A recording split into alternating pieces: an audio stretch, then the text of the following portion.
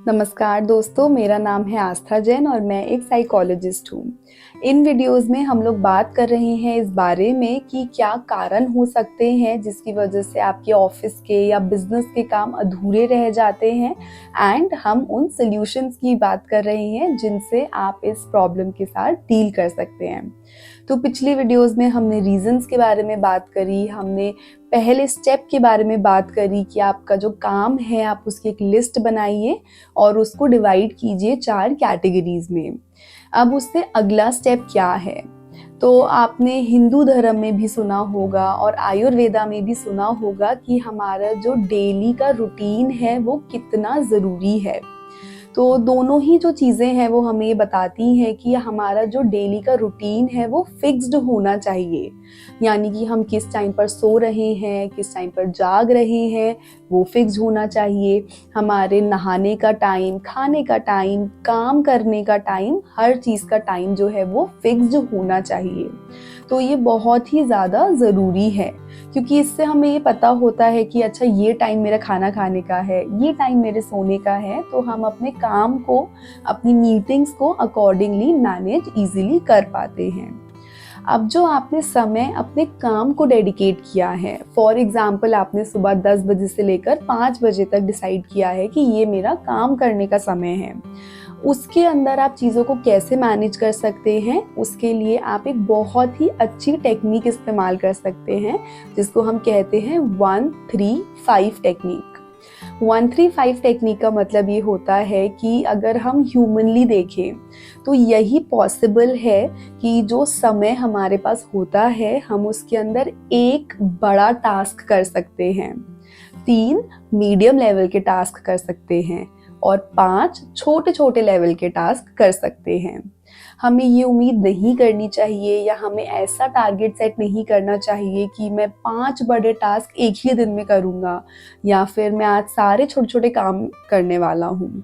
अगर आप ऐसे प्लान करते हैं तो हो सकता है उसकी वजह से आपका काम पेंडिंग रह जाए, क्योंकि ये बिल्कुल ठीक तरीका नहीं है काम प्लान करने का।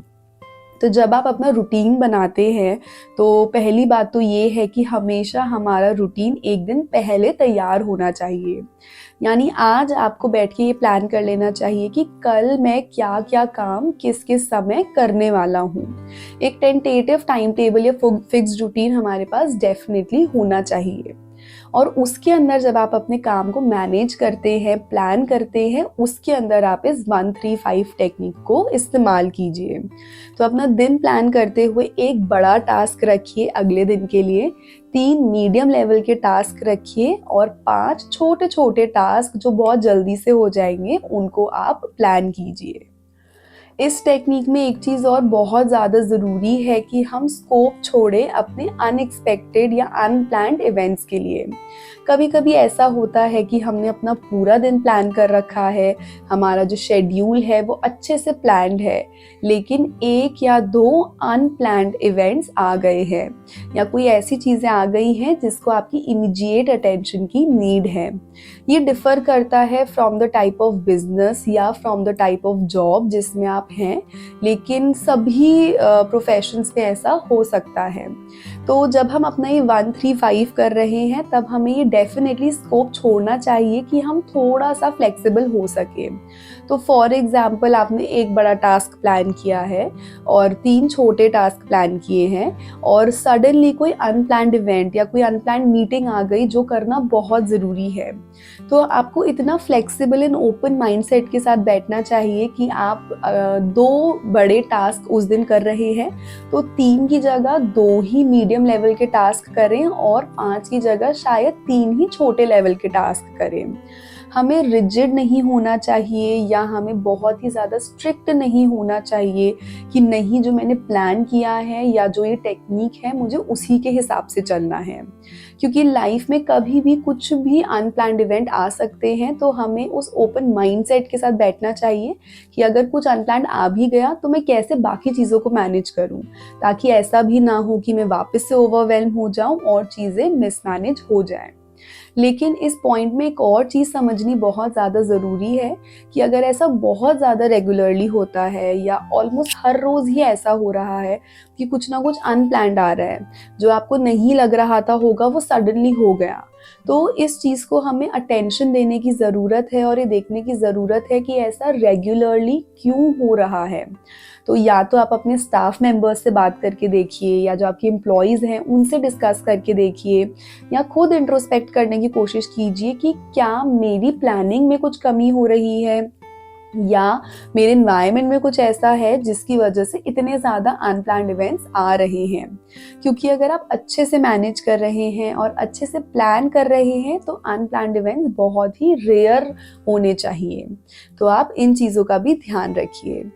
एक और चीज़ है जो आप इसके अंदर ही कर सकते हैं, जिसको इंग्लिश में कहा जाता है ईट योर फ्रॉग। इसका मतलब ये है कि काफ़ी बार ऐसी कुछ एक्टिविटीज़ या ऐसे टास्क होते हैं जो हमें बिल्कुल पसंद नहीं होते और हम उनको डिले करते रहते हैं या उनको प्रोक्रेस्टिनेट करते रहते हैं, और फिर जब वो बिल्कुल सर पर आ जाते हैं उनकी डेडलाइंस, तब हम उनको करने के लिए बैठते हैं। उसकी वजह से भी हमारी एफिशिएंसी इफ़ेक्ट हो सकती है।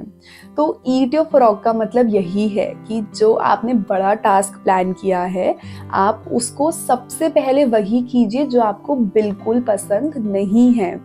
इट मीन्स कोशिश कीजिए कि लंच से पहले आप अपना बड़ा टास्क कर लें ताकि लंच के बाद छोटे और मीडियम लेवल के टास्क रह जाएं, और सबसे पहले वही टास्क कीजिए जो आपको बिल्कुल भी पसंद नहीं है।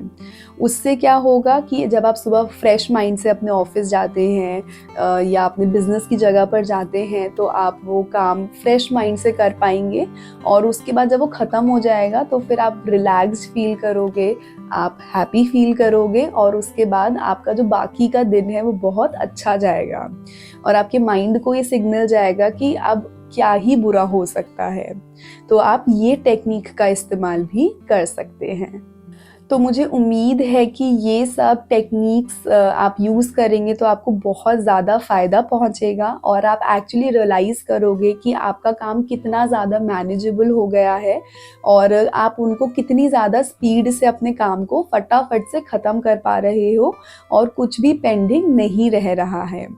और भी कुछ ऐसी प्रैक्टिकल टेक्निक्स हैं जिनके बारे में मैं आपसे बात करूंगी अगले एपिसोड्स में, तो आप देखते रहिए और मैं आपसे मिलूंगी वहाँ पर।